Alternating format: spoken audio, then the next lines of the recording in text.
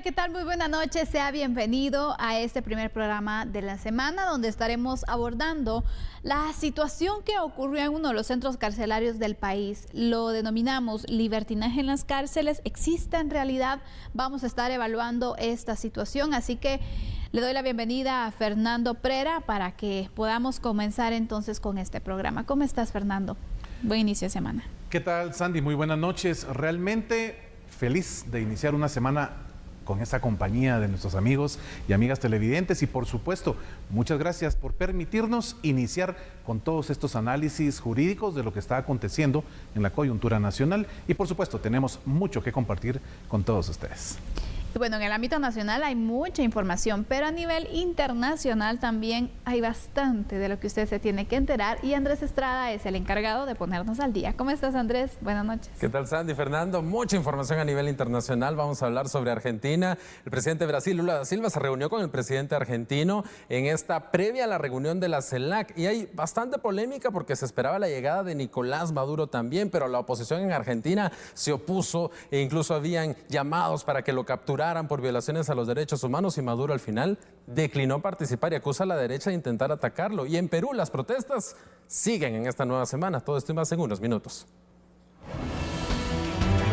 Libertinaje en las cárceles. Analizamos las acciones y causas de un motín y requisa en el sector 11 del preventivo de la zona 18. Motos peligrosas o conductores imprudentes. Una serie de accidentes de tránsito en los últimos días dejan en relieve una preocupante situación.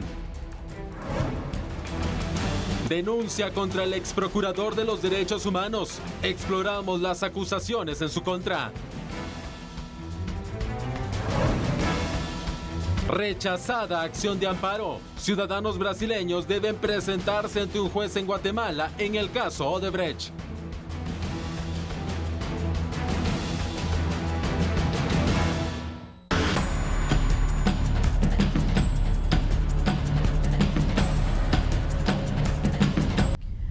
Muy bien, pues esta información que, bueno, y el tema que origina también el análisis está nuevamente evidenciando el poco control que existe en los centros carcelarios. Pasó que el fin de semana se realizó varios disturbios en un centro carcelario porque resulta que uno de los reos tenía un arma de fuego con balas y decidió entregarlo a las autoridades. Esto fue visto por sus compañeros dentro de esta cárcel como un acto desleal y decidieron darle muerte. Imagínense.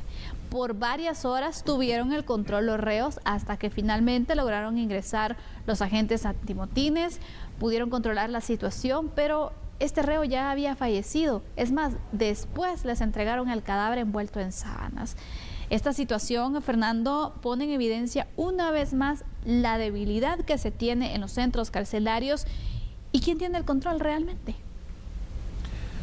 Bueno, Sandy, esa es la pregunta del millón con este tema. Vamos a circunscribirnos a manejar un término: anarquía. ¿Qué es anarquía? Es la ausencia de autoridad. Así es. Es ese espacio en donde todos hacen lo que les da la gana. Dentro de los espacios carcelarios, los centros carcelarios de nuestro país, realmente se vive en mucho este tema. No porque realmente las autoridades a cargo del sistema penitenciario no puedan hacer las cosas. A veces pareciera, Sandy, que es no querer hacer las cosas. Porque se hace una requisa el día viernes y el día sábado a las 10 de la mañana ya hay celulares, antenas de internet, ya hay armas de fuego, armas punzocortantes, ya hay balas de todo calibre y pues cualquier espacio material que les esté prohibido a los reos por su misma situación de estar cumpliendo una condena. Así es. Entonces, anarquía, Sandy, definitivamente es un tema complejo y que pareciera que no tiene una solución, pareciera. Sí, exactamente, y eso es lo complicado, porque imagínate, las autoridades prácticamente le han dejado el control de las cárceles a los privados de libertad y especialmente a los de alto perfil, porque también no es que estuvieran estas personas por situaciones de menor gravedad, sino que pues tienen una estructura totalmente conformada, ¿no? Pero parte de esta situación es que sí, tú lo apuntabas, hacen requisas constantemente en las cárceles y todas las veces se encuentran ilícitos. Así es. ¿Por dónde ingresarán estos ilícitos? Porque imagínate, armas de fuego, equipos de sonido, aparatos, incluso videojuegos, dispositivos, exacto, de internet, licor. De verdad, que dices tú, eso es imposible que una persona lo ingrese por su cuerpo. Entran por la puerta grande. Claro, yo creo que has dado en el punto, Sandy. A ver, si tenemos grupos organizados y demasiado bien organizados dentro de cada cárcel de nuestro país, ¿qué es lo que van a buscar? Definitivamente manejar una continuidad en todo el aspecto de lo que les genera ganancias. Y para ello, como la ganancia realmente es una ganancia ilícita, ilegal completamente, pero entra por montones. Y lo que más tienen es cómo poder repartir a ese funcionario, a ese servidor público, que se deje pues manipular y obviamente que se dé el espacio para poder hacerlo parte de la corrupción y llegarle al precio. Entonces, bien lo apuntas y lo comentas, Andy, hay cosas que no van a entrar dentro del cuerpo de una mujer o bien un hombre que sean visitas a un recluso. Allí es otro tema, ahí son realmente subsociedades las que funcionan dentro de los sistemas carcelarios del país. Cada una de las cárceles pues manejará esos espacios de jerarquías entre quiénes son los que mandan, cuáles son los grupos que dominan el ámbito de hacer lo que se les da la gana. Y tenemos estos casos lamentables en donde un reo, una persona, pierde la vida. Exacto. Y la pierde de una manera... Creo que al final cuando calificamos la pérdida de vidas humanas, no hay un calificativo para poder decir fue de mejor manera o fue de peor manera, pero ese espacio de decapitación como un tema de venganza y hay saña, un espacio que nuestro Código Penal lo establece como un agravante del asesinato. Entonces allí la pena, Sandy, se eleva en 3/4 partes de lo que ya estaban cumpliendo. Y esto pues no les interesa a estas personas. Los años acumulados en condena, pues es un número más. Exactamente. Pero parte de esto es de que, bueno, a ellos a veces están hasta más seguros en las cárceles porque también tienen sus rivales, ¿no? Entonces logran establecer cierta seguridad en las cárceles que les conviene incluso estar dentro. ¿Por qué? Porque adentro tienen sus comunidades, adentro siguen operando en muchas ocasiones también. Entonces imagínate, y pues no están pagando una vivienda, no están pagando la alimentación. No pagan nada. Exactamente, entonces por eso es que tampoco les importa seguir delinquiendo. Ahora bien, imagínate, tú nos mencionas claramente cuál es la repercusión legal que estas personas podrían tener. La pregunta aquí es, ¿realmente va a haber justicia? ¿Realmente se va a aplicar la justicia? Porque hemos visto otros casos donde también en estos pues situaciones que se van saliendo de control, mueren otras personas y yo no he visto que haya personas que enfrenten un proceso. Queda con que, bueno, fueron los reos y no se logra identificar ni individualizar a la persona. Y quedan esas muertes ahí en total impunidad y por eso siguen pasando, creo. ¿Qué piensas? Claro, totalmente de acuerdo contigo. Acá lo que tú apuntabas al inicio de tu intervención es justo lo que sucede. A estas personas no les interesa salir.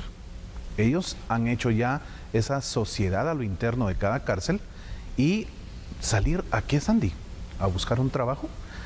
A buscar hacer u organizar otro grupo delictivo fuera, si ya lo tienen todo bien armado dentro. Entonces, el esquema allí es no salir y sumarle estos años que por un asesinato nuevo puedan generar, por una asociación ilícita, puedan generar dentro de la cárcel, pues simple y sencillamente para ellos ya no es en ningún espacio algo que les venga a generar una molestia, una preocupación.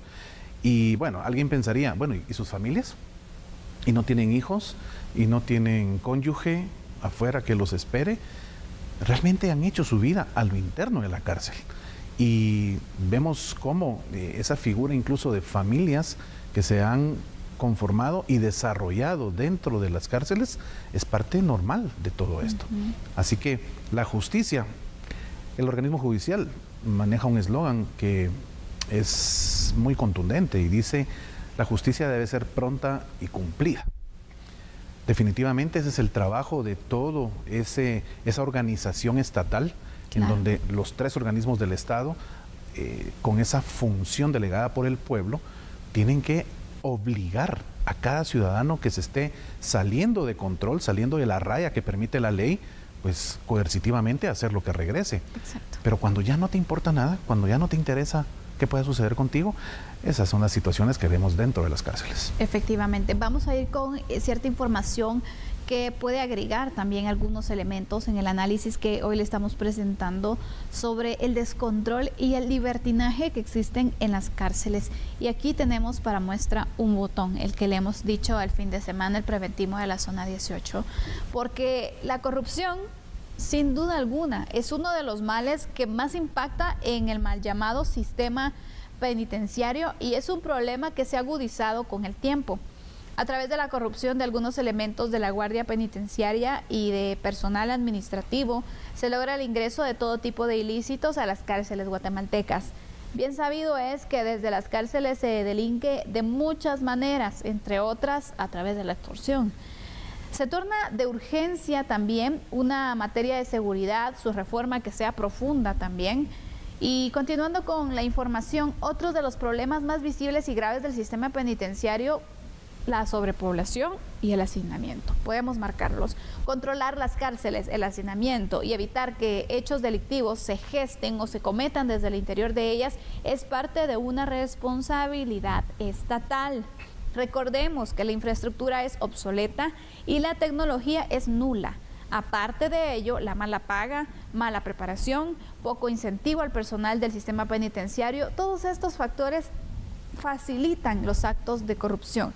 Entonces vienen, les ofrecen una mejor condición los delincuentes en este caso, y bueno, también los temas de seguridad, ¿no? Que en muchas ocasiones hay guardias del sistema penitenciario que son amenazados con hacerles daños a ellos, a sus familias, los tienen muy bien controlados y que les toca, pues al final ayudarles. Claro. Imagínate. El hacinamiento, un indicador que mencionaste y que de verdad es como un polvorín, ¿verdad? Usted se recuerda cuando usted era niño, cuando era niña y juntaba aquellos cohetes, ¿verdad? Que usted iba despenicando y juntaba la pólvora, solo era una chispita de un fósforo y ¡puf!, el fogonazo. El hacinamiento, eso es lo que está generando. Nuestras cárceles tienen una capacidad en infraestructura pensada para 6.500 reos. Y al día de hoy, ¿cuántos crees que tenemos, Sandy? Tenemos 26.500. Entonces, superamos el 375%, ¿verdad?, de la capacidad de todo el sistema penitenciario. Entonces, realmente son circunstancias que pareciera que nuestro concepto de Estado no está haciendo su trabajo. Hay falencias y muy grandes en donde pasan los gobiernos, pasan los años, pasan los lustros, pasan las décadas y el sistema no cambia. Nos urge que Guatemala pueda tener otra visión y que definitivamente todos estos espacios puedan ser mejorados para la seguridad del ciudadano y de la ciudadana guatemalteca. Es una acción urgente que se necesita para el país porque la seguridad interna y externa podría decir que se complica también porque al final los delincuentes son los que siguen dominando el país. Así que vamos a cerrar el primer tema, haremos una pausa en este momento. Cuando regresemos, hablemos de accidentes de tránsito, que por cierto también se van elevando durante los primeros días del año. Ya volvemos.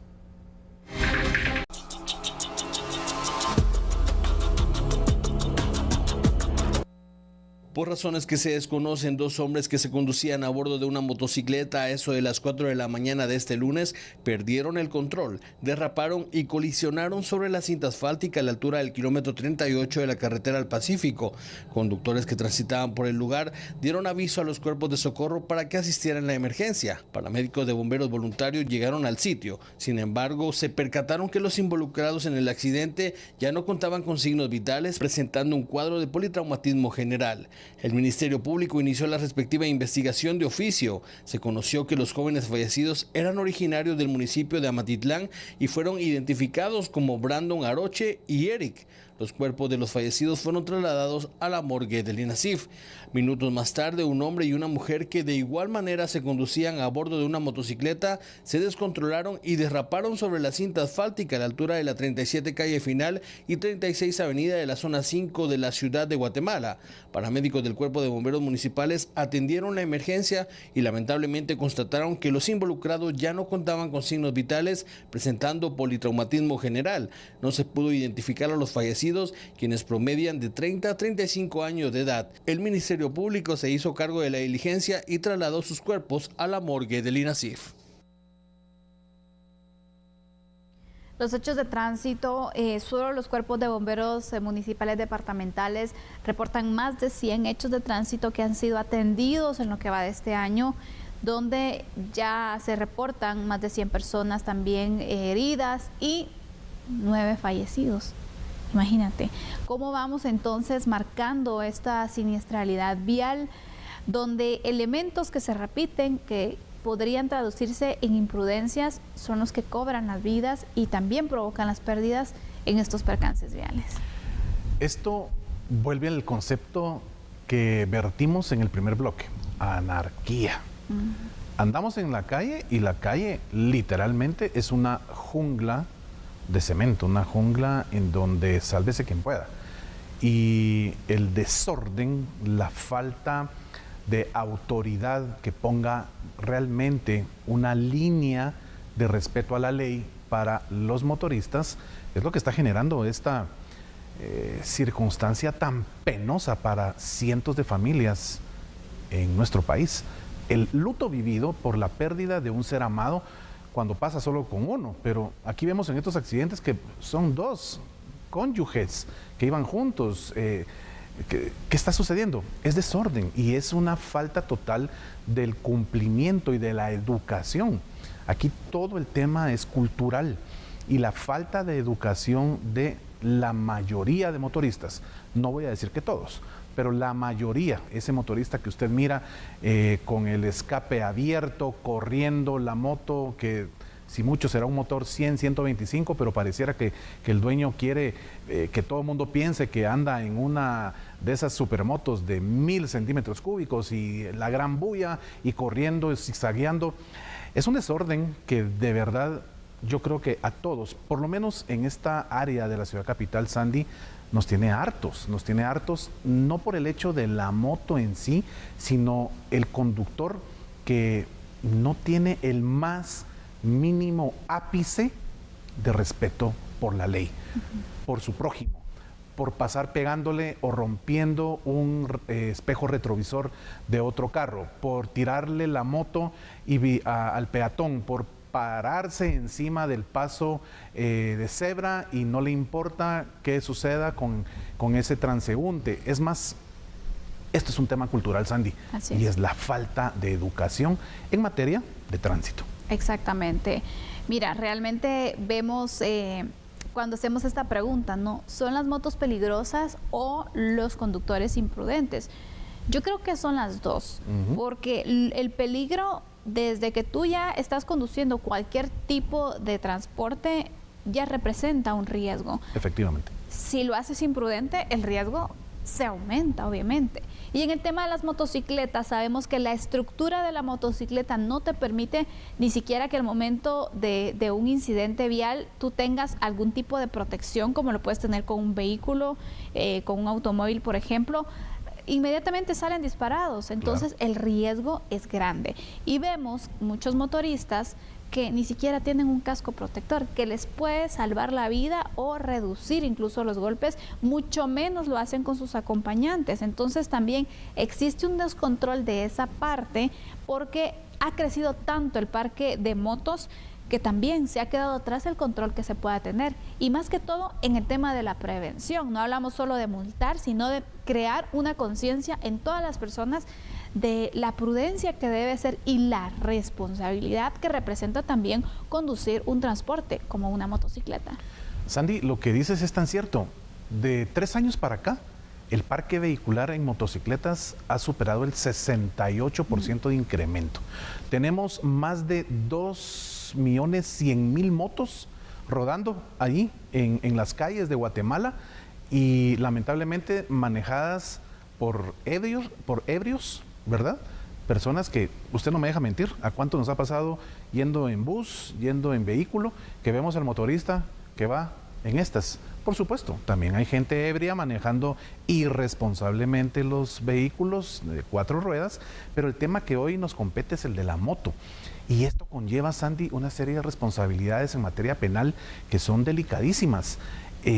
Uno, ¿qué pasa cuando hay un siniestro y hay un accidente y el motorista, ¿verdad?, no lleva, como tú bien dijiste, su casco, se lesiona la cabeza, el cráneo, el cerebro, y esto repercute en que tiene que pasar suspendido? Ojo, si tiene IX, porque hoy no toda la gente tiene IX, y que el Instituto Guatemalteco de Seguridad Social lo suspenda, ¿cuánto? 6, 8 meses. Es una pérdida de dinero, no solo para la empresa, para la institución a la que pertenece, sino que para él o para ella, porque esto no ve género, puede ser hombre y mujer de igual manera. Entonces, este es un espacio en donde nosotros queremos invitarle, amigo motorista que nos está viendo, no se moleste con nosotros por lo que estamos hablando de una realidad. Aquí el motorista en general, los de comida rápida, los que van a entregar mandados, los que se dedican a algún tipo de emprendimiento y utilizan la moto como mecanismo de transporte, está bien, pero úsela responsablemente. Claro. Porque de lo contrario, usted puede verse involucrado en la imputación de un delito serio, donde puede ser desde una lesión a alguien más hasta un homicidio culposo, un homicidio doloso, en donde las penas que el Código Penal establece para esto son enormes. Y otra circunstancia, el motorista que por su irresponsabilidad comete la imprudencia, genera el accidente de tránsito. ¿Y quién es el que sufre? El que va en el vehículo de 4 ruedas. El motorista normalmente, ¿qué sucede?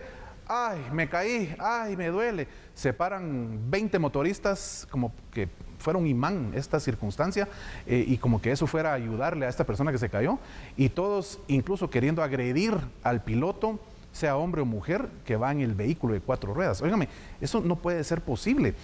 Usted, señor motorista, es el que infringe la ley de tránsito, su reglamento, va corriendo como alma que lleva el diablo, y después de generar el problema de tránsito, es la otra persona que en la mayoría de casos no tiene la culpa, y a esa persona es a la que la Policía Nacional Civil detienen.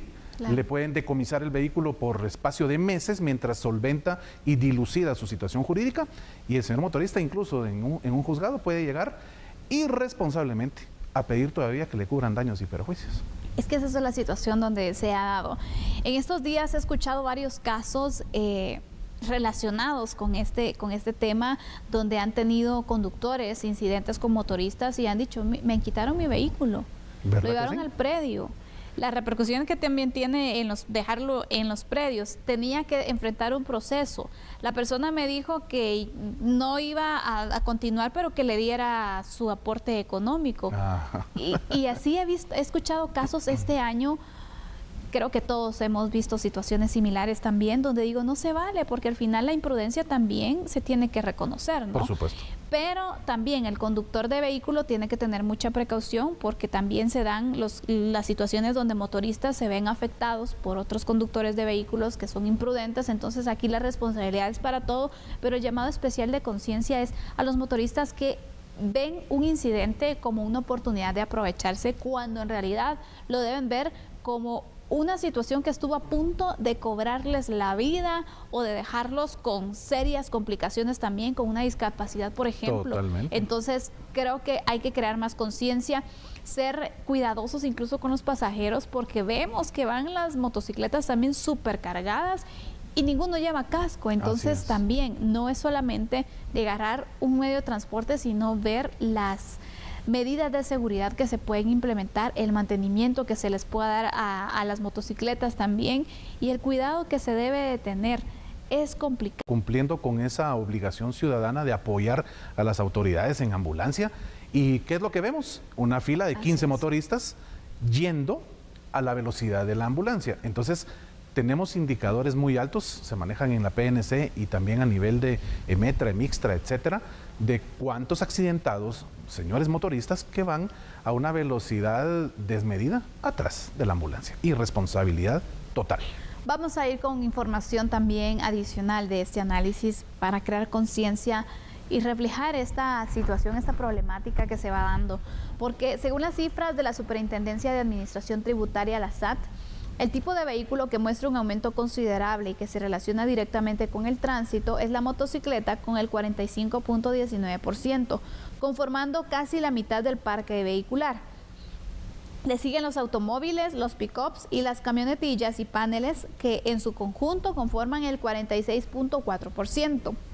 Revisemos ahora la incidencia porcentual de vehículos involucrados en hechos de tránsito, que son las cifras de enero a noviembre del 2022 que comparten las autoridades, donde de forma alineada al parque vehicular, en más de 45% de los accidentes estuvieron involucradas las motocicletas.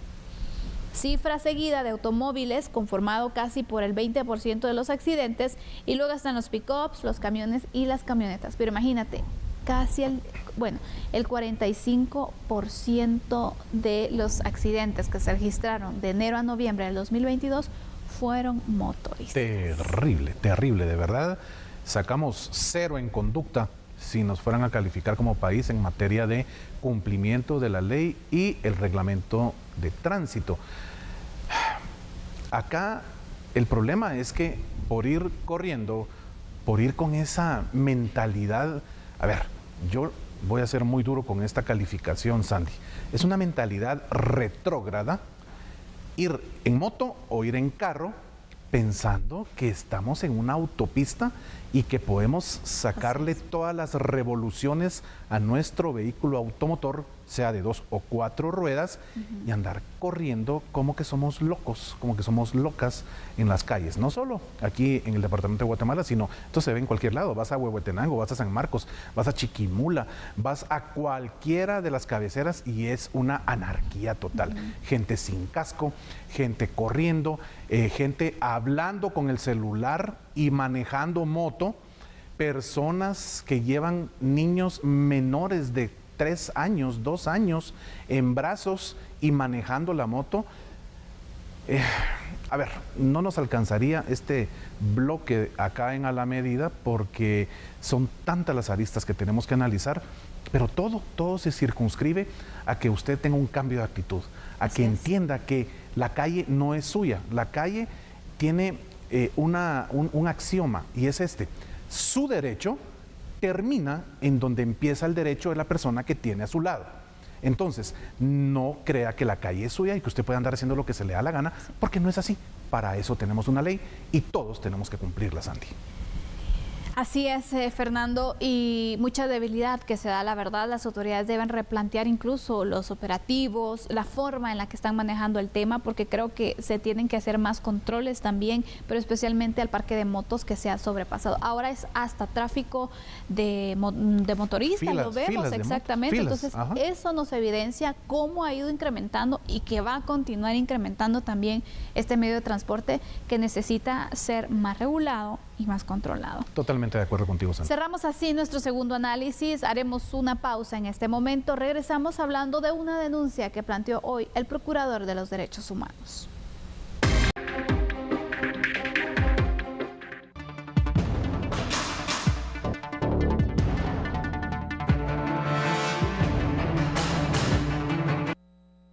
El procurador de los derechos humanos, José Alejandro Córdoba, indicó que el pasado 6 de enero del presente año presentó una denuncia ante el Ministerio Público en contra del exprocurador Jordán Rodas por recomendación de auditoría interna. Según el informe, se observaron ciertas anomalías en el expediente que presentó Rodas para solicitar su indemnización por el trabajo realizado durante su gestión.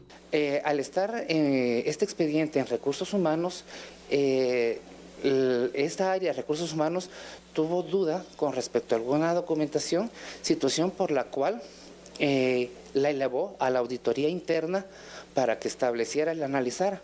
En su momento la auditoría interna recibió el expediente, lo analizó, hizo las consultas pertinentes a donde correspondía y llegó a la conclusión de enviar una nota al despacho y directamente a mi persona como procurador de los derechos humanos para que iniciara las acciones correspondientes, pudiendo entenderse de que pueda haber alguna situación que se puede convertir en un hallazgo ya por la Contraloría de Cuentas o puede convertirse en un delito, y que si yo no hacía las recomendaciones correspondientes al departamento jurídico, podría acabar, como le dije anteriormente, podría darse algún hallazgo o alguna omisión de denuncia.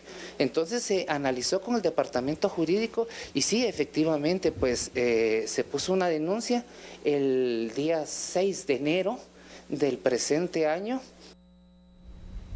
Muy bien, se ha presentado entonces esta denuncia en contra del ex procurador de los derechos humanos, Jordán Rodas, por parte del actual PDH. Sabíamos que en el cambio se tenían que hacer las auditorías, las revisiones correspondientes, los procesos administrativos de revisión también, para poder indicar, bueno, todo está bien o hay anomalías e irregularidades que se tienen que investigar. Aquí ya será pues el Ministerio Público quien tendrá ahora el trabajo de indagar qué fue lo que pasó, realmente fue algo administrativo, si hay una acción penal que perseguir. Es parte de la investigación que se debe de tener, ¿no? Entonces, vemos que siempre con los cambios de administraciones se da esta situación, que se hacen las revisiones, porque también si tú revisas o no lo haces y encuentras una irregularidad que no denuncias, ¿a quién va a venir entonces la responsabilidad? Por supuesto, y puedes incurrir en un delito que se llama omisión de denuncia. Entonces, a ver, acá en materia jurídica, en derecho, existen dos términos, la materia y la competencia. La materia, para ponérselo bien sencillo, mi querido y querida televidente.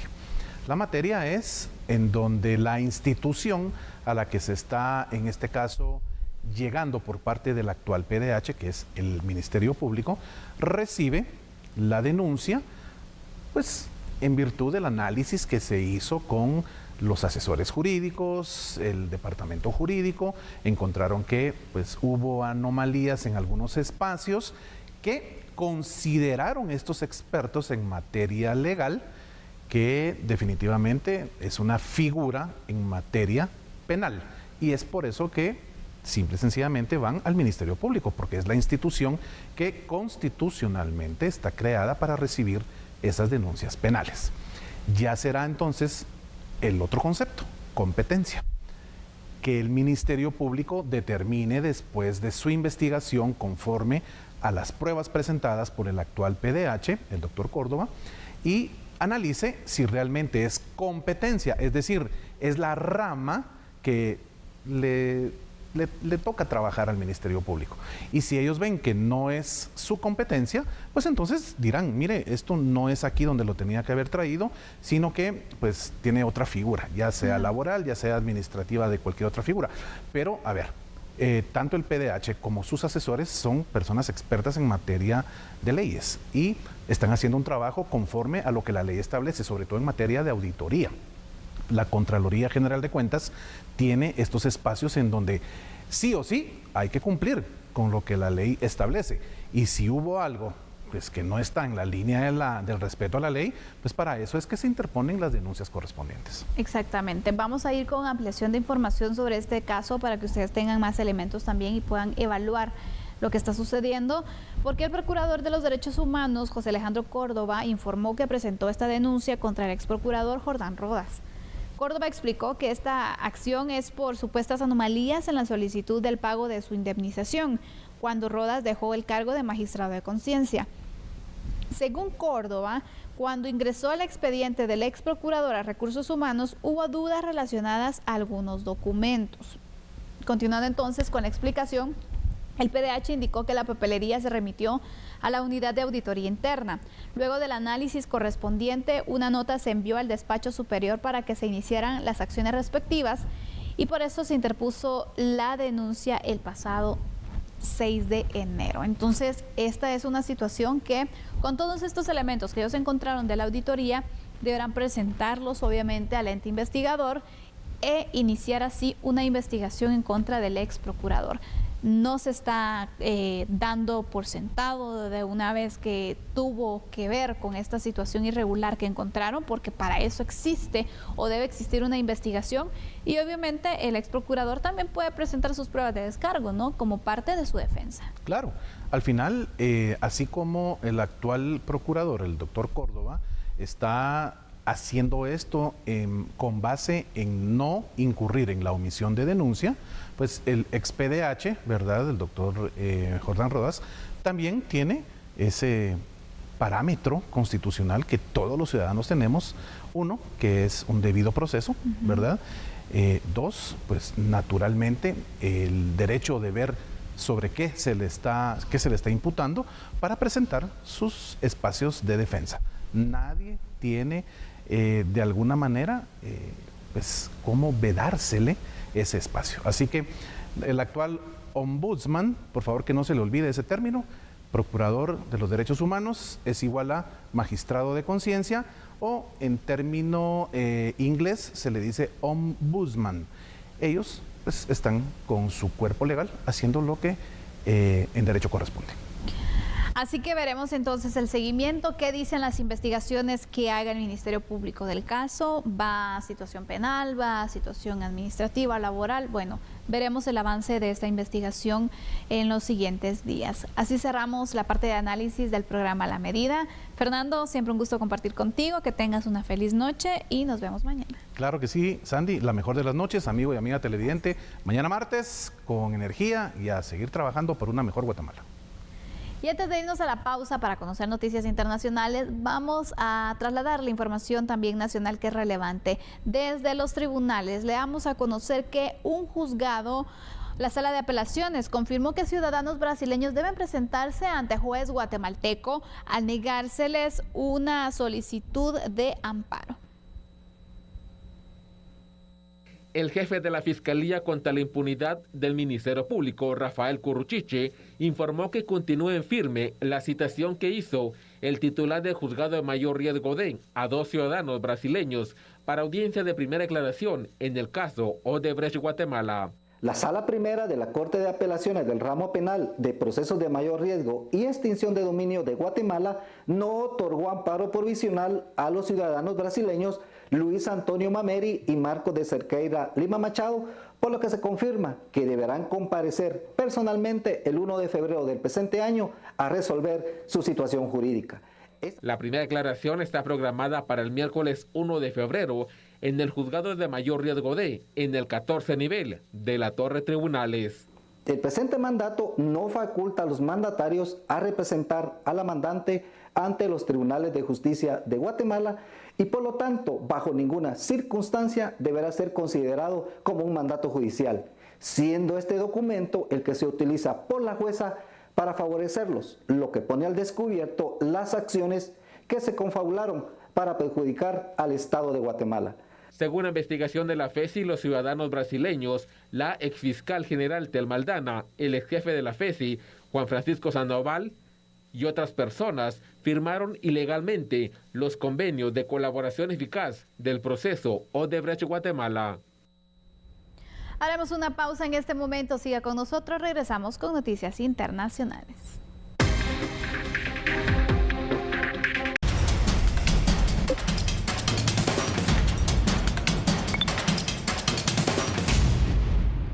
Y bueno, con esta información que ha surgido hace unos minutos, nos vamos a enlazar con José Martínez, que nos tiene una importante noticia. Adelante, José Martínez, muy buenas noches.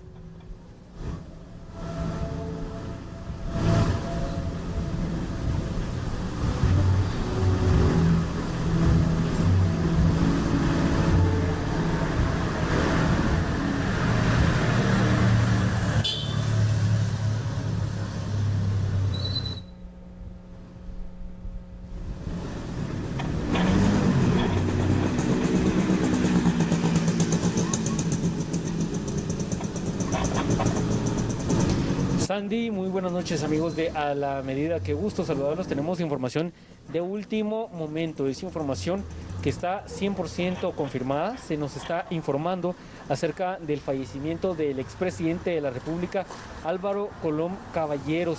La información que se nos ha informado es que aproximadamente hace 40